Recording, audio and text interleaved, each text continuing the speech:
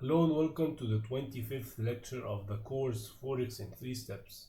In the previous lecture we've talked about reading price movement through candlestick patterns, and in this lecture we will be talking about reading price movement but through chart patterns. At the end of the day, candlesticks, yes, they do have their own patterns, but at the end of the day they create and build up chart patterns. And chart patterns are much more reliable to trade and much more accurate in predicting and forecasting market movements. Let's hop straight into it. So chart patterns, they are a set of price formations that occur in the past and clearly respected the price. So they are popular patterns that happen often in the financial markets. So when they happen, we can predict future price movement based on our studies of previous patterns and previous price movements. There are two types of chart patterns. Number one is our reversal patterns, and number two is continuation patterns. We will talk about both in this lecture.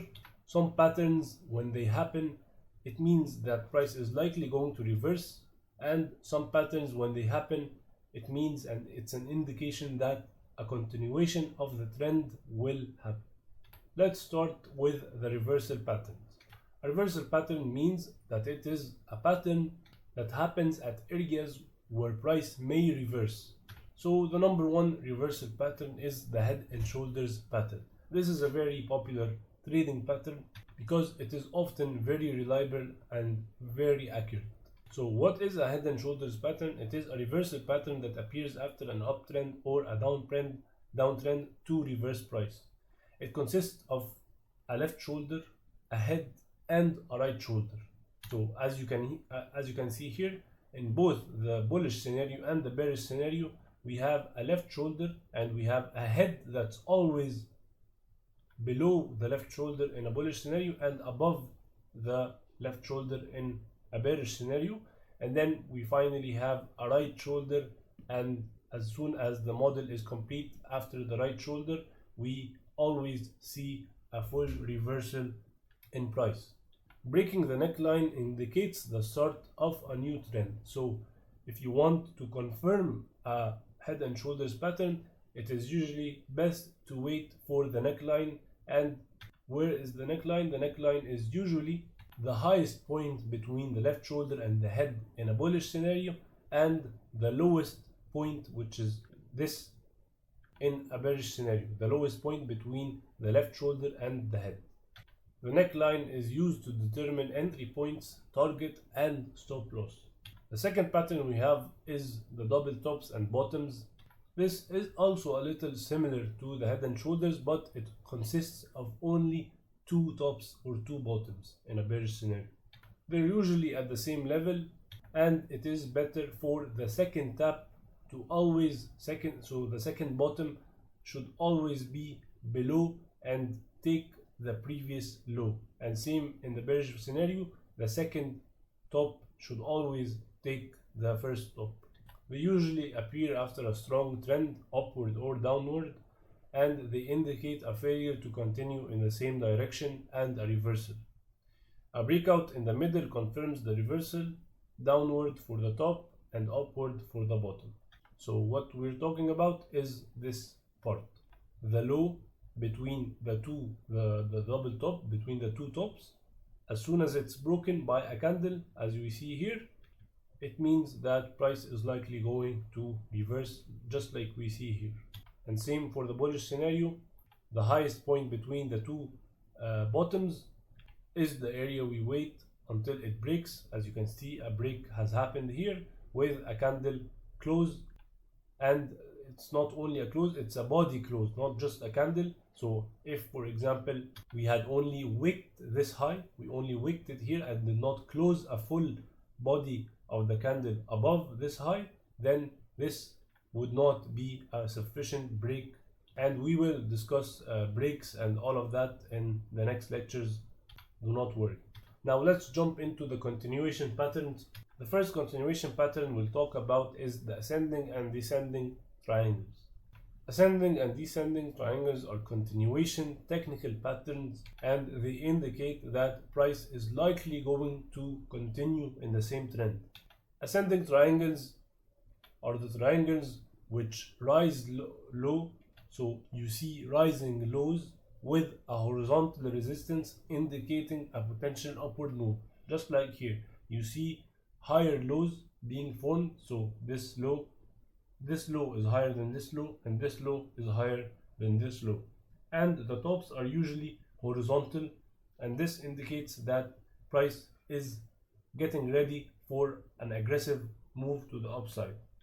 And vice versa, descending triangles, you see falling highs, so the highs are making lower highs, and the support, there is usually a horizontal support, and then when you see this formation, which you can create a triangle, basically you can create a triangle, then this means that maybe the price is going to continue because it's already in a downtrend, as you can see here, and it may continue to the downside.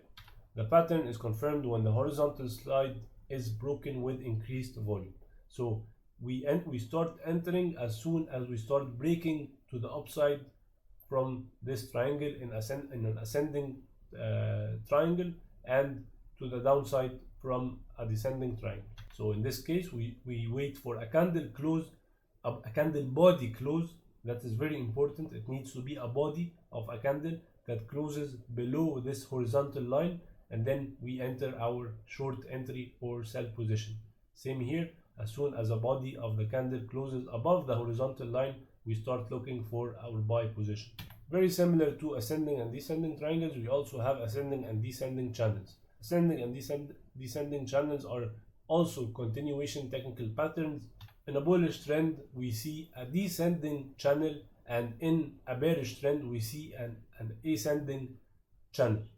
This channel is signs of exhaustion, but the market goes through this ascending channel in order to have buyers buy again and then push price up. And we also start entering as soon as the channel is broken to the upside in a bull trend, in an uptrend, and as soon as the channel is broken bearishly to the downside in a downtrend. So in this example, we can see that we can clearly draw a descending channel, and we have several lows that are bouncing off the support of the channel, and we have several highs that are bouncing off the resistance of the channel, and this confirms that this is a valid channel. And if we start breaking above, then it means that we may start seeing higher prices. The final pattern is ranges. Ranges is not really a continuation pattern or a reversal pattern. It can happen both ways, but sometimes markets exhaust themselves after an aggressive move to the upside or an aggressive move to the downside, and then they require some time to breathe and some time for traders to start buying or selling again. This is also similar to an ascending and descending channel, but except that the channel is sideways. There is a clear ceiling or a clear resistance, and there is a clear floor or support. Ranges indicates a balance between buyers and sellers. A breakout outside the range, upward or downward, determines the next trend. So when we have a range, if we start closing a candles below the range, below the support that is holding the range, then we may see reversal in price, and vice versa. If we have a range and we start closing above, then we may have a reversal to the upside. Let's take some live examples of the chart patterns we have just taken. You will literally find them everywhere, and not only on one time frame but every time frame. So for example, here I can see a 4-hour double top, correct? If I go down to the 15 and the 10 and the 5, I will also see other types of patterns scattered everywhere around the chart. Of course, a pro tip: the higher the time frame a model is created, the much better it is and more reliable it is. Chart patterns created on a lower time frame is not as reliable as the chart patterns that are created on higher time frames. So let's start looking at a few. Firstly, here we have one, I see one already, which is this clean double top. Here we came in, and this is of course a reversal pattern. So as soon as we came in, we put in the first tap, and then we dropped, and then we put in a second tap, and then we went and broke structure bearishly, and that is of course a reversal pattern. And as soon as you start getting ahead of things and be able to identify these patterns early, you will be able to even enter very early, and we will talk in the more advanced section about this kind of stuff, about how to enter early and not just wait only for here to enter here and cover all of this. The best thing to do is to enter early on, for example, the first break. As soon as we took this high, you could have entered, and we will teach you ways to enter in advanced techniques like this. If I scroll just a little bit back, you will find that we had also a channel here, right? It was not the cleanest, and by the way, you will never find a clean looking model ever. It's always a little bit disorganized. You will never see them as we took them in the course, but you will always see them similar to this, which is also pretty clean, pretty obvious. You have two lines. It's very obvious that this is a descending channel, and we also talked about descending channels and mentioned that they are continuation patterns, which means that when we are in an uptrend and then price starts moving in a descending channel, it means that it is very likely to continue the trend, just like we see here. It created this channel and then it pushed up again as soon as we broke this line. As soon as we broke this line, we could have entered here, stop loss here, and we could target high like this. So this is how easy it is finding these patterns. These patterns do work, just like you see. We already saw one, and we already saw two, this double top.